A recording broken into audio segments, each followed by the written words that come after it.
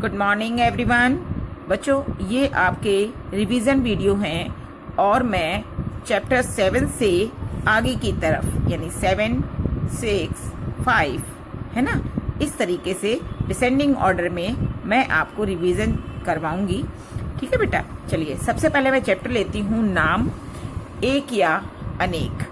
ठीक है बच्चों, मैंने आपको पहले बताया है संज्ञा चैप्टर में, है ना, नाम शब्द जो चैप्टर मैंने आपको पढ़ाया था और बताया था कि सभी चीजों के नाम होते हैं।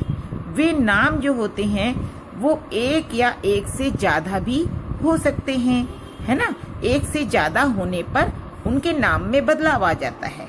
अब जैसे लड़का और बहुत सारे होंगे तब क्या हो जाएगा, लड़के, है ना। अब पेंसिल एक किसी चीज का नाम है ना, और अगर बहुत सारी होंगी तो क्या हो जाएगा, पेंसिलें।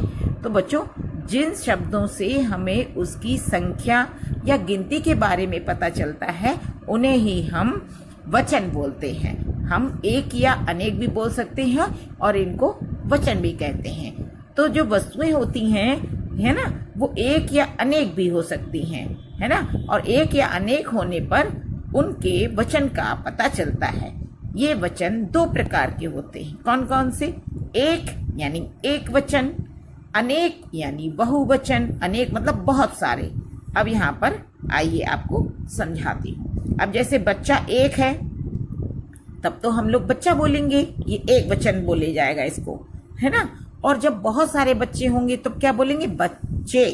अब इनके नाम में परिवर्तन आया, एक बच्चे का एक बोलेंगे बच्चा, और जब बहुत सारे बच्चे होंगे तब क्या बोलेंगे, बच्चे। तो इनके नाम में परिवर्तन आ गया। अब जैसे तितली एक उड़ने वाली पक्षी इसे बोल सकते हैं कि नहीं बोल सकते हैं, है ना, एक छोटा सा कीट है तो ये उड़ सकती है ना। और जब बहुत सारी होंगी तो इसके नाम में परिवर्तन आ जाएगा, क्या हो जाएगा, तितलियां।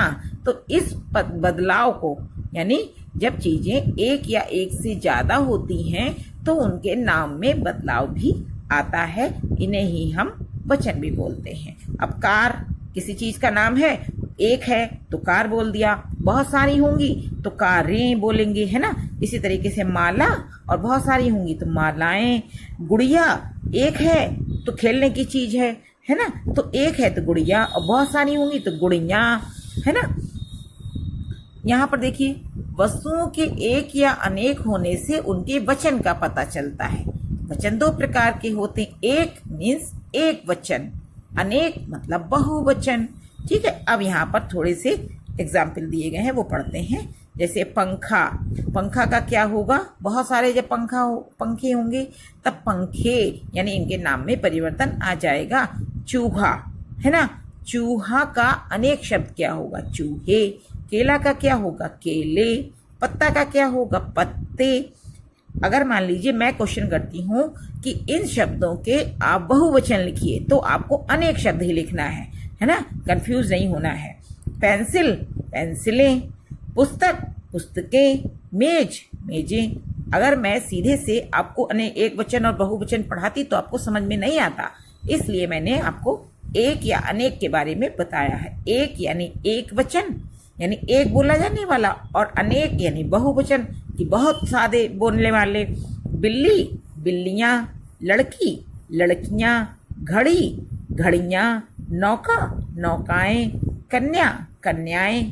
चिड़िया, चिड़िया। उड़िया, उड़िया। देखा बच्चों आपने, जब चीजें बहुत सारी होती हैं तो इनके नाम में परिवर्तन आ जाता है। अब घड़ी एक चीज का नाम है, बहुत सारी होंगी तो इनके नाम में परिवर्तन हो जाएगा, वो क्या जाएगा, घड़ियां, है ना। इसी तरीके से यहाँ पर तारे, एक तारा है तो तारा और बहुत सारे होंगे तो तारे।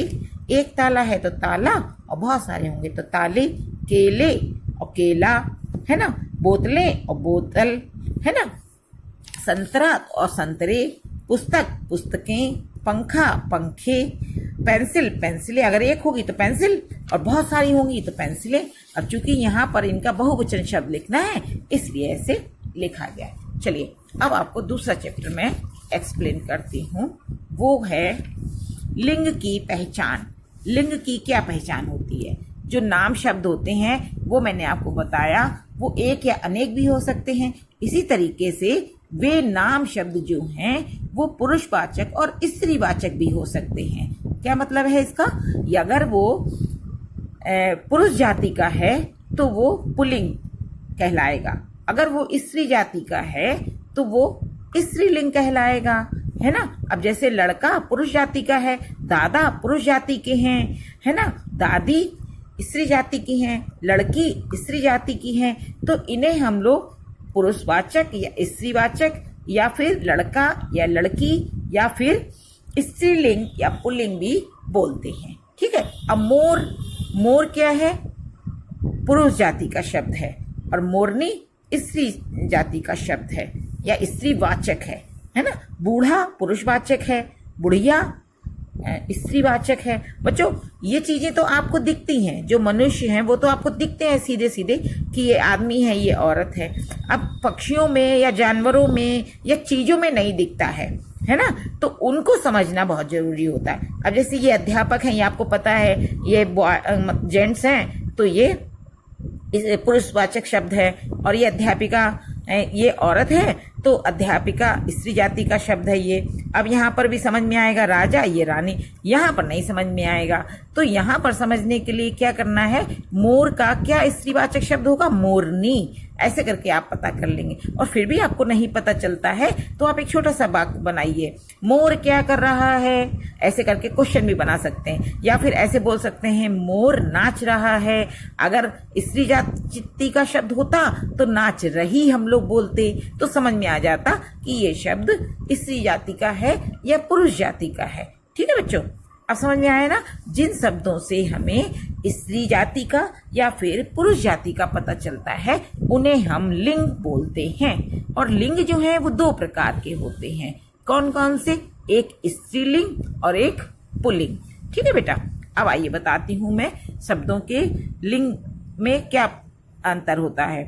ये पुत्र है तो पुत्री स्त्रीलिंग क्या होगा? पुत्री। नाना पुल्लिंग है या पुरुषवाचक है तो स्त्रीवाचक क्या होगा? नानी। घोड़ा पुरुषवाचक है ना, क्योंकि घोड़ा दौड़ रहा है। देखिए घोड़ा क्या कर रहा है, इससे हमें पता चल रहा है ये पुरुषवाचक है। और घोड़ी दौड़ रही है ना, तो ये स्त्रीवाचक शब्द है। गुड्डा गुड़िया, चूहा चूहिया, बंदर बंदरिया, है ना। आपको भी ऐसे ही पता चलेगा। धोबी का क्या होगा? है ना, धोबिन। माली का क्या होगा? माली सबको पता होता है, मालिन कम बच्चों को मालूम होता है ना। शेर का शेरनी होगा, हाथी का हथिनी। बैल का क्या होता है? गाय होता है स्त्रीलिंग शब्द। और पिता का क्या होता है? माता। ठीक है बच्चों, अब आपको यहाँ पर देखिए क्या दिया गया है। दिए गए चित्रों को पहचान कर उनके नीचे स्त्रीलिंग या पुल्लिंग शब्द लिखिए। अब मोर कैसे होता है? जिसके पंख होते हैं, मोरनी के पंख नहीं होते हैं। तो यहाँ पर चित्र हमें पहचानना है ना। अब जब चित्र पहचानेंगे तो हम बता देंगे कि ये क्या। अब ये गाय है तो क्या होगा? स्त्रीलिंग शब्द होगा, है ना। ये मुर्गी है और ये मुर्गा है, तो मुर्गी है तो स्त्रीलिंग शब्द है। ये मोर है तो पुल्लिंग शब्द है। ये बंदर है तो पुल्लिंग शब्द है। ये मुर्गा है तो पुल्लिंग शब्द है। ये मोरनी है तो स्त्रीलिंग शब्द है। ठीक है बेटा, ऐसे ही आपको समझना है। चलिए अब आगे चैप्टर 5 लेती हूँ मैं। क्या होगा वो? पीछे से मैं इसलिए ले रही हूँ बेटा क्योंकि ये अभी अभी पढ़ाया गया है और इसमें से एग्जाम पोर्शन भी ज़्यादा आता है क्योंकि ये अभी का है, लेटेस्ट, इसलिए। अब चैप्टर मैं 5 ले रही हूँ, नाम शब्द।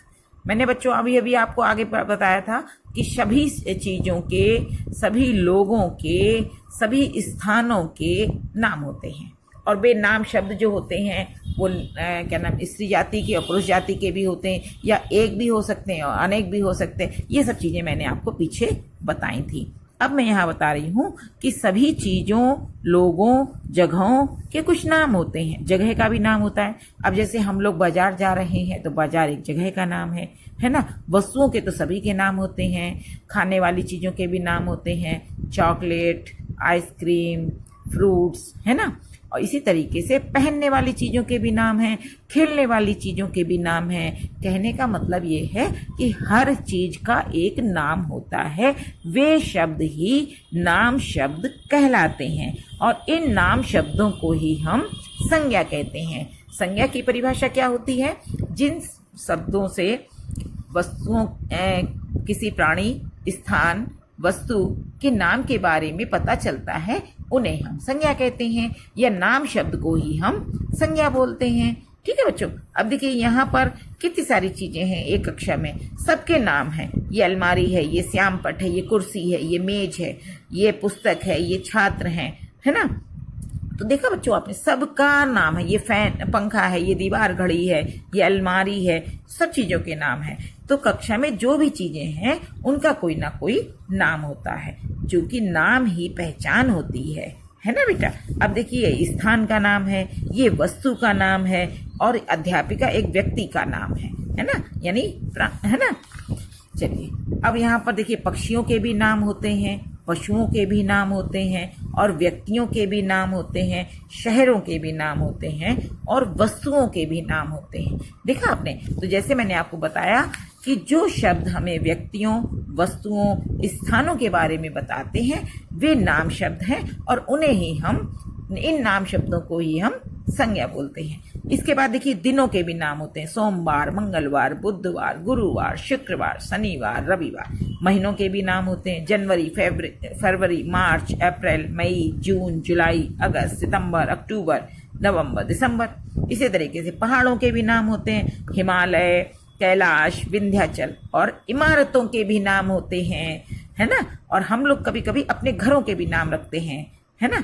कोई सदन रख देता है ना, जैसे कोई रामायण भवन रख देता है ना, इस तरीके से। अब देखिए, इमारतों के नाम होते हैं, जामा मस्जिद, हवा महल, चार मीनार। नदियों के भी नाम हैं, गंगा, यमुना, सोदा, गोदावरी, सतलुज। देखा बच्चों, है ना। तो इसलिए जो शब्द हमें किसी स्थान, व्यक्ति, वस्तु के बारे में बताते हैं वे नाम शब्द कहलाते हैं और नाम शब्दों को ही हम संज्ञा भी बोलते हैं। ठीक है बेटा। चलिए, आज मैंने आपको 3 चैप्टर रिवाइज करा दिए हैं और आगे के मैंने जूम क्लास में भी लिए हैं। ठीक है बच्चों, जब तक आप इसका रिवीजन करिए। ठीक है बेटा।